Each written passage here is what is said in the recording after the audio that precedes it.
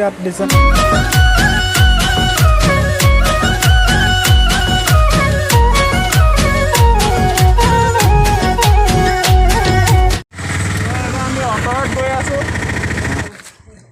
আমি এতিয়া চৌদা খাই লৈছোঁ তিনিটা দিয়ে চৌদা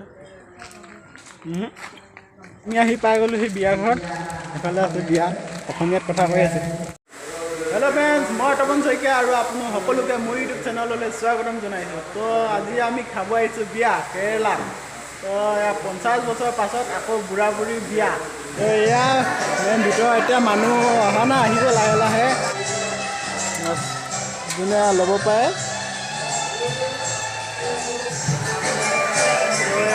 লৈ ল'লোঁ খাই থাকোঁ ভিতৰত আৰু মানুহ আছে দৰকাৰ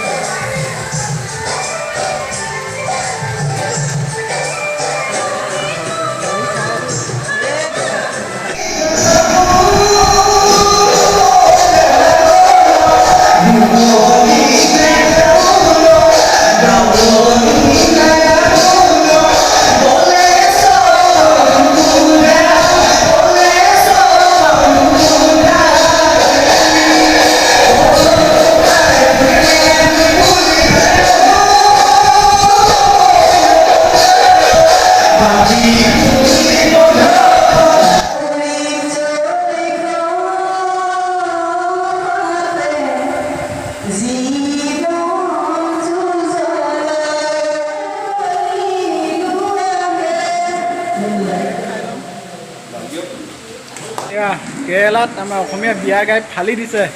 আমাৰ বাপুদা পুৰা বিয়া গাই হিলাই দিছে ভাল লাগিলে হ'ল বিয়া নাম গোৱা দেই আমি অসমীয়া পৰম্পৰা য'তে নহয় যদি প্ৰচাৰ কৰিবলৈ পাওঁ ভাল লাগে সেইটো নিজকে অকল আমাৰ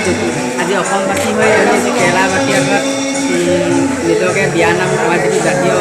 পৰম্পৰা সেইটো যে আজি তেওঁলোকৰ মাজত আমাক স্থান দিলে গাবৰ কাৰণে সেইটো এটা বহুত গৌৰৱান্বিত কথা আশা কৰিছোঁ এনেকৈ আৰু আগুৱাই যাওক আজি কেৰেলাত কাইলৈখিনি আমাৰ সম্পত্তি ডাঙৰ সম্পত্তি গতিকে এইটো আজি আমি প্ৰচাৰ কৰিব পাৰে নিজকে গৌৰৱান্বিত হৈছোঁ আৰু বিশেষকৈ আমি কেৰেলাত সন্তোষদেৱকো ধন্যবাদ জনাইছোঁ কেলৈ তেওঁলোকৰ পিতৃ মাতৃ 50 বছৰ গৰকি যোৱা যি বিবাহ বাৰ্ষিকত অসমীয়া বিয়া নাম তেওঁলোকে খুব ভাল পায় বোলে তেওঁলোকে তাত আমাক প্ৰচাৰ কৰিবৰ কাৰণে যিটো সুবিধা কৰিলে বা মোক গাবৰ কাৰণে কথা ক'বৰ কাৰণে সুবিধা দিলে তাৰ বাবে আমি অসমবাসী হৈ তেওঁকো ধন্যবাদ জ্ঞাপন কৰিছোঁ আৰু লগতে অসমবাসীৰ বাবে এইটোৱে গৌৰৱৰ কথা যে কেৰেলাত অকল কৰ্মৰত যুৱক নাই কৰ্ম কৰিবলৈ অহা নাই আমি কেৰেলাৰ যুৱকে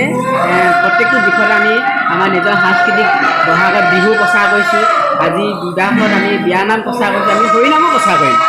আমাৰ যিখিনি অসমীয়া সাংস্কৃতিক পৰম্পৰা আমি সকলো প্ৰচাৰ কৰি যাম আৰু আমি নিজক সদায় আগুৱাই নিবলৈ চেষ্টা কৰিম ইমানেই মোৰ ধন্যবাদ আমাৰ লগত বহুত আছে চিনাকি কৰি দিছোঁ এফালে আছে আমাৰ ফাৰ্ষ্ট মেইন মানুহ হেল্ল' আৰু কি ক'ম এতিয়া ক'ব নাজানো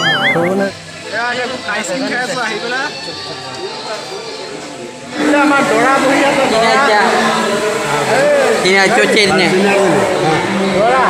দৰা আছে বুঢ়া দিয়ে 50 বছৰ পাছত আপোনাৰ বুঢ়া বিয়া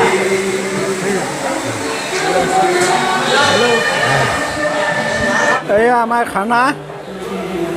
খানাত ইয়াত এইবোৰ আচাৰ চাটনি এই গাহৰি ন সেইখিনি কি লৈ আছে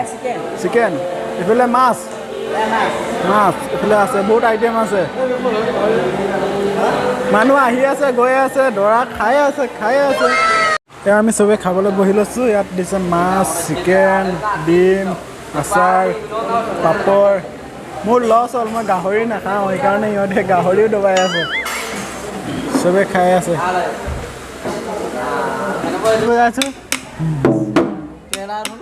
তো বিয়া আধা আধি গ'লে আমাৰ সকলোকে ইয়ালৈ মাতি আনিছে কি কৰিব আমি আহি আছোঁ দুজন বাকী গৈ আছে এজন দুজনকৈ আগবাঢ়ি গৈ আছে আহি আছে আমি শেষত আহিছোঁ মানে আজি সন্তোষদেৱৰ দেউতাকৰ বিয়া পতা 50 বছৰ হ'ল সেইকাৰণে সন্তোষদেৱে ৰাইজক এটা উপহাৰ দিছে যোনটো সহায়ত মানে এক্সিডেণ্ট হোৱাৰ চান্স নাথাকে তাকে দিছে ইয়ালৈ বিধায়ক মন্ত্ৰী আহিছে বিয়া হোৱা 50 বছৰ হ'ল তাৰ কাৰণে এইটো দিছে এইটো দিলে কি হয় এই চাইডৰ পৰা যোনবোৰ গাড়ী বাছ আহিব ইয়াত দেখিব এই চাইডৰ পৰা যোনবোৰ আহিব ইয়াত দেখিব তো ইয়াত এইটো হ'লে ভাল এক্সিডেণ্ট হোৱাৰ চান্স নাথাকে देशवासियों, पूरे भारतीयों, आज हमारा माता पिता का शादी का 50 साल होने वाला दिन है। ये साल में हम गांव के लिए कुछ करने के लिए सोच रहा था, इसलिए ये जगह बहुत डेंजर जगह था,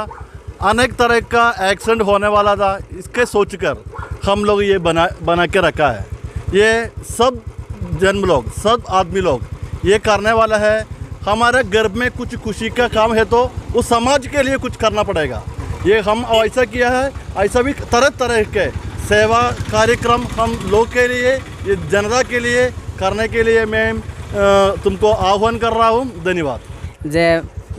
মাতা পিতাৰ কাৰণে তেওঁ এক্সিডেণ্ট নহ'বৰ কাৰণে এটি নিজাভবীয়াকৈ প্ৰচেষ্টা আগবঢ়াইছিলে এয়া সন্তোষদেৱে। গতিকে বিজেপি ফালৰ পৰা তেওঁ যথেষ্ট ভাল কাম কৰিছে। গতিকে সন্তোষদেৱৰ আৰ্হিত অসমবাসীও এনেকুৱা খুব পদক্ষেপ ল'লে অসমবাসীও এক্সিডেণ্টৰ পৰা খুব বাচিব। সেইকাৰণে আমি সন্তোষদেৱক অশেষ ধন্যবাদ জ্ঞাপন কৰিছোঁ। ধন্যবাদ। धन्यवाद।